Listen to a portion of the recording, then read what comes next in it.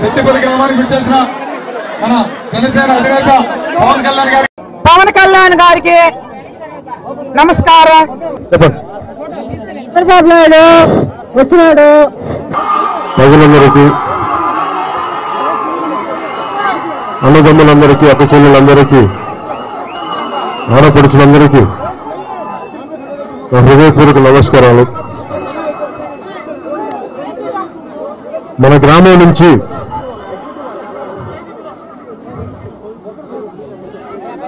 రైతులు ప్రభుత్వం ముందుకెళ్ళి మరి భూములు లాక్కోవడం నాకు చాలా బాధ కలిగించింది. నేను 2014 నుంచి ఏ ఎలక్షన్స్కి వెళ్ళినా ప్రతి చోట మాట్లాడింది ఆ రోజున ముఖ్యమంత్రి చంద్రబాబు గారు కూడా అప్పుడు ముఖ్యమంత్రి అభ్యర్థిగా తెలుగుదేశం పార్టీ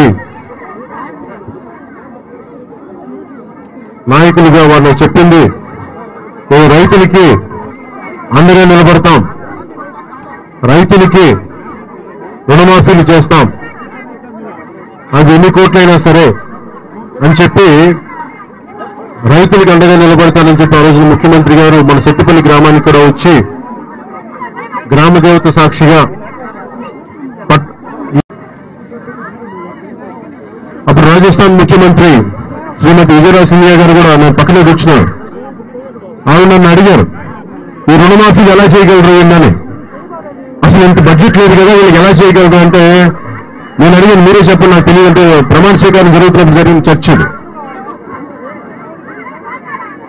వాస్తవానికి రుణమాఫీని ప్రకటించారు కానీ అంటే నేను ఎందుకు మాట్లాడుతున్నాను, ఏ కాంటెక్స్ట్ తో మాట్లాడుతున్నానంటే ఇక్కడ రైతులకి అండగా నిలబడతామని చెప్పి ముఖ్యమంత్రి గారు చెప్పింది అది రుణమాఫీ దగ్గర నుంచి ఇక్కడ మన సెట్టిపల్లి గ్రామాల వరకు రైతులకి అండగా నిలబడాలి. ఏ రైతు అయితే మనకి కష్టించి అన్నం పెడతాడో, ఏ రైతు అయితే తన శ్రమని కష్టించి మనకు అన్నం తీసుకొస్తాడు ఆ రైతుకి మనం నిలబడలేకపోతే ఏ ప్రభుత్వాలు ఎందుకు ఉండేవి ప్రభుత్వాలు, అది నిజంగా నాకు చాలా బాధ కలిగించాలి. నేను ఈ రోజున ముఖ్యంగా సెట్టిపల్లి గ్రామానికి సంబంధించి నేను అడిగేది ఒకటే, వారు ఇవ్వనప్పుడు భూములు లాక్కుంటారు. ఎందుకంటే గతంలో కూడా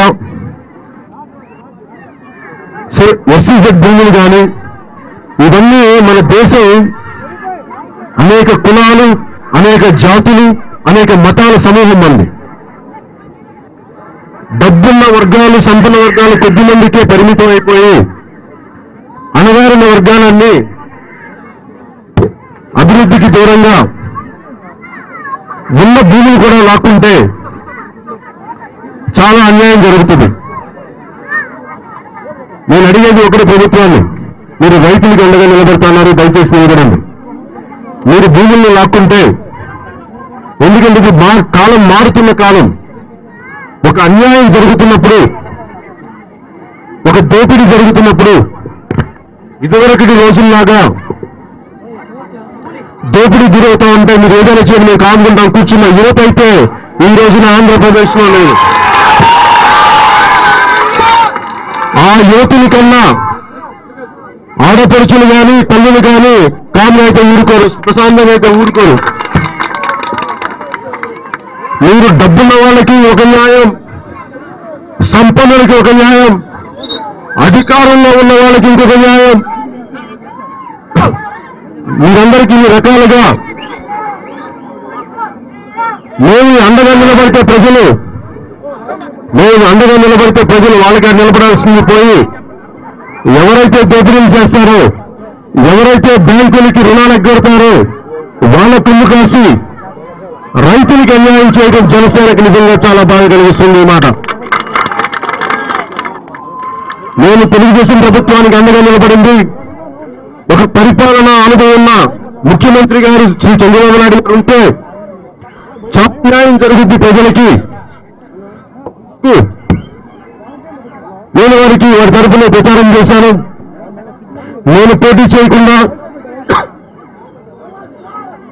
జనసేన పార్టీ ద్వారా ఓట్లు చీల్చకుండా తెలుగుదేశం ప్రభుత్వం ఏర్పడటానికి మేము ఒక కీలక పాత్ర వహించాం.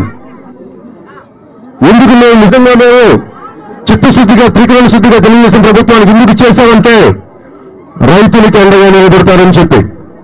ఈ రోజున రైతులకు అండగా నిలబడినప్పుడు మేము మీకు ఎందుకు ఎదురు తిరగకూడదు, అందుకే మొన్న మార్చి 14 నేను చెప్పాను మీకు ఎందుకు అండగా నిలబడాలి, మీరు రైతుల పక్షాన్ని నిలబడాలి. పవన్ కళ్యాణ్ ఏర్పినా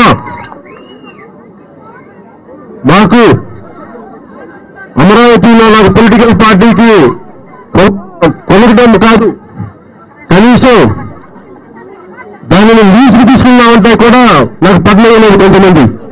అప్పుడు కూడా నేను తెలుగుదేశం ప్రభుత్వం సహాయం కానీ అధికారుల సహాయం కానీ తీసుకోలేదు. ఎందుకంటే నేను ప్రజల కోసం సహాయం అవుతాను, కానీ నా కష్టాలు నేనే పడతాను. అలాగే పవన్ కళ్యాణ్ కానీ జనసేన పార్టీ కానీ అన్యాయం జరిగితే మేము వేరేలా తెలుసుకుంటాం. కానీ ప్రజలకు అన్యాయం జరిగినప్పుడు, ప్రజలు దోపిడీ గురైనప్పుడు, ప్రజలకు వివక్ష గురైనప్పుడు ఖచ్చితంగా మేము రోడ్ల మీదకి వచ్చి వారికి మద్దతుగా పోరాటాలు చేస్తాం. ఎందుకు ఈ దూరాన్ని వచ్చాం? ఇక్కడున్న పల్లెల్లో దగ్గరికి వచ్చారు. ఏదో వాళ్ళు ఏం మాట్లాడతారంటే భూములు ఇచ్చేసాం మా మాయి కాదు ఇచ్చేసాం మీరు అనుకున్నా ఉంటారు. మళ్ళీ మీరు మాట్లాడుతున్నప్పుడు నాకు అర్థమైంది, తన బిడ్డలకి ఉన్నాక ఒకటి మీరు ఏ మాట అయితే ఇచ్చారో ఆ మాటలకి మీరు నిలబడిపోరండి. ఇప్పటికీ కూడా మీరు రైతులకు రుణమాఫీ సంపూర్ణంగా చేయలేదు. బిందు రాసి చూపి ఒక 3 చెంచాలు తీర్థం చేసినట్టుగా ఉంది మీ రైతు రుణమాఫీ.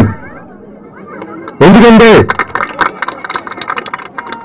ఎక్కడ 1,00,000 కోట్లు రుణమాఫీ చేస్తామని చెప్పి ఎక్కడ 20 కోట్లు, ఈ రోజున మళ్ళీ వడ్డీలు పెరిగిపోయి మళ్ళీ రుణాలు యాసిడీస్ అలాగే ఉండిపోయినాయి.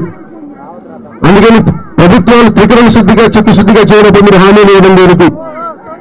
మీ హామీలు ఇస్తారని చెప్తే నేను పోటీ చేయకుండా 2014లో తెలుగుదేశం ప్రభుత్వం విజయానికి మేము అండగా నిలబడ్డాం.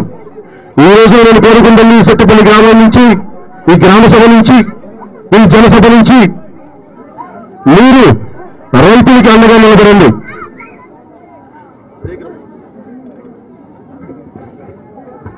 నాకు అర్థం కానిది కూడా నేను చిత్తూరు మన మదనపల్లి టౌన్ పోయినప్పుడు కూడా చిత్తూరు హైరోడ్ ఇష్యూ గురించి మాట్లాడుతున్నప్పుడు కూడా మీరు విజయనగరంలో న్యాయం చేయగలిగినప్పుడు, నంద్యాల ఉప ఎన్నికల్లో న్యాయం చేయగలిగినప్పుడు, కాళహస్తికి చేయగలిగినప్పుడు చిత్తూరు హైరోడ్డుకి ఎందుకు నష్టపరిహారం ఇవ్వాలి?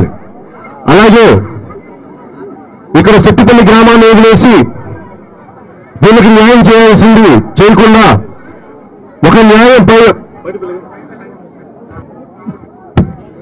పైడిపల్లి గ్రామానికి చేసిన న్యాయం సెట్టుపల్లి గ్రామానికి మీరు ఎందుకు చేయలేకపోయారు? ఈ వివక్ష ఏంటి? ఒక గ్రామానికి న్యాయం చేయాలి, ఇంకో గ్రామానికి వివక్ష. ఈ వివక్ష నేను జనసేన కానీ ప్రజలు కానీ ఏ విధంగా అర్థం చేసుకోవాలి? అంటే మీ పార్టీకి మద్దతు పలికితేనేనా మీరు పనులు చేస్తారు? పోనీ మీరు అలా అన్నారని చెప్పే వారు మీకు మద్దతుగా పలికితే ఈ రోజున ఇది తెలుగుదేశం పార్టీకి సంబంధించిన గ్రామమే, వారు మీకు కంచుకోట అవార్డు కూడా ఇచ్చారు, కానీ మీరు అండగా నిలబడలేకపోయారు. ఈ రోజున మేము కోరుకుంటుంది మిమ్మల్ని గెలిపించిన గ్రామాల్లో మీరు ప్రజలు మీకు ఎదురు తిరుగుతున్నారు, మీకు న్యాయం చేయట్లేదు, మీరు వంచలకి వివక్షకి గురి చేస్తున్నారు ప్రజల్ని. ఇది సహించేది లేదు. ఇక్కడున్న యువతితో సహా నేను సెట్టుపల్లి గ్రామ ప్రజలకి ఒకటే చెప్తున్నాను, నల్లగమ్మలకి అక్క చెల్లెలకి తల్లికి అందరికీ మీ బిడ్డల భవిష్యత్తు కోసం, భావితర భవిష్యత్తు కోసం జనసేన పార్టీ ముందుకు వచ్చింది. ఎందుకు మేము నిస్వార్థంగా ఓట్లు చేర్చకుండా తెలుగుదేశం ప్రభుత్వానికి ఎందుకు అండగా నిలబడ్డామంటే ఒక సుస్థిరమైన ప్రభుత్వం, రాష్ట్ర విభజన తన అవసరం అని చెప్పి అనుభవంతో ఉన్న నాయకులు కావాలని. మరి అనుభవం ప్రజలకి న్యాయం జరగనప్పుడు ఖచ్చితంగా దాన్ని మేము ఎదుర్కొంటాం. అలాగే మీరు ఇక్కడ వచ్చిన అధికారులు కూడా ఒకటే చెప్పండి, మీరు పైడిపల్లి గ్రామానికి చేయగలిగినప్పుడు మా గ్రామానికి నుంచి సబ్ కలెక్టర్ గారు వచ్చినా కానీ, కలెక్టర్ గారు వచ్చినా కానీ ఒక భారతీయులుగా, మన దేశవాసులుగా, మన మూలవాసులుగా ఇది మన హక్కు. మిమ్మల్ని ఎవరు దోచుకోవడానికి వాళ్ళకి హక్కు లేదు, మిమ్మల్ని దోపిడీ చేయడానికి వాళ్ళకి హక్కు లేదు.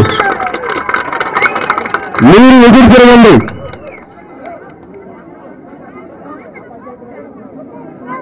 ఇలాంటి మీరు మాట్లాడకండి, మాట్లాడండి. నేను ఒకటే అడుగుతున్నాం, సత్తుపల్లి గ్రామ ప్రజలకు కూడా నేను చెప్పేది ఒకటే, ఇది మీ హక్కు. వారికి అభివృద్ధి కార్యక్రమాలు జరగాలంటే ఇంకా చాలా స్థలాలు ఉన్నాయి. ఇక్కడ ఉన్న వల్ల ప్రజలకు కూడా చాలా సన్నకారు రైతులు, అందరూ చిన్న కమత ఉన్న రైతులు, ఎకరం ఉన్న రైతులు, వేల ఎకరాలు క్యాపిటలిస్టులకి, పెట్టుబడిదారు వర్గానికి మీరు పెట్టి ఎవరైతే భారతదేశానికి వెళ్ళనుకో ఏ గ్రామ స్వరాజ్యం అని చెప్పి గాంధీ గారు కలగన్నారు, మీరు వారికి నిలబడకుండా దోచుకెళ్ళిపోతున్న కొంతమంది వేల కోట్ల రుణాలు తీసుకొని విదేశాలకు పారిపోయే వాళ్ళకి మీరు కొందరు వస్తున్నారు. వేల కోట్లు తీసుకొని పార్లమెంట్కి వెళ్ళిపోయే వ్యక్తులు ఉన్నారు. మీరు వారిని శిక్షించకుండా చిన్న కమత రైతుల్ని, మధ్య తరగతి మనుషుల్ని, ఉద్యోగుల్ని, వీరికి వేదన గురి చేయడం మీకు ఎంతవరకు సరిగ్గా తెలుగుదేశం ప్రభుత్వం గారిని, ముఖ్యమంత్రి గారిని మేము సత్తుపల్లి గ్రామం నుంచి మేము ప్రశ్నిస్తున్నాం. మాకు ఒకటే నేను కోరుకున్నది, ఇక్కడ యువతకు కూడా మీరు అన్యాయం జరుగుతున్నప్పుడు ప్రశ్న, మీరు ఒకవేళ మీరు భూముల్ని లాక్కుంటే ఖచ్చితంగా మీరు భూముల పోరాటం చేయండి. సావనున్న చస్తానే కానీ మా భూములు మాత్రం ఇది మీరు జనసభ నుంచి పవన్ కళ్యాణ్ గారి నాయకత్వంలో ఈ రోజున జనసేన పార్టీ చేసిన ఈ జనసభ తీర్మానం, మీరు ఈ భూమి లాక్కోవడానికి కుదరదు, మీరు ఇవ్వకండి పేరు. అంతేగాని అధికారం ఉంది కదా అని చెప్పి ఇష్టారాజ్యంగా పద్ధతి పోవడం లేకుండా మీరు అధికారాన్ని దుర్వినియోగం చేస్తే చూస్తూనే ఊరుకునే రోజులు కానీ, చూస్తూ ఊరుకునే ప్రజలు కానీ, చూస్తూ ఊరుకునే యువత కానీ లేరు. ఎదురు తిరుగుతాం, పోరాటం చేస్తాం, మీకు ఎదురడ్డు నిలుస్తాం. దయచేసి తెలుగుదేశం పార్టీ కానీ, ముఖ్యమంత్రి గారికి కూడా ఆఖరి మాటగా నా విన్నపం, మీరే రైతులకి అండగా నిలబెడతారన్నారు. రైతులకి అండగా నిలబడాల్సిన మీరు ఈరోజు రైతులు భూముల్ని అవసరానికి మించి మీరు ల్యాండ్ పూలింగ్ అని చెప్పి మీరు లాక్కోవటం, ఇది ప్రజా పవర్ని దుర్వినియోగం చేయడం అవుతుంది. ప్రజా అధికారాన్ని దయచేసి మీరు ఈ విధానాలు మార్చుకొని ప్రజా సంక్షేమం వెళ్ళాలని మనస్ఫూర్తిగా కోరుకుంటూ, ఒకవేళ మీరు అది చెయ్యని పక్షంలో జనసేన పార్టీ ప్రెసిడెంట్ గా మా కార్యకర్తలతో సహా, మా నాయకులతో సహా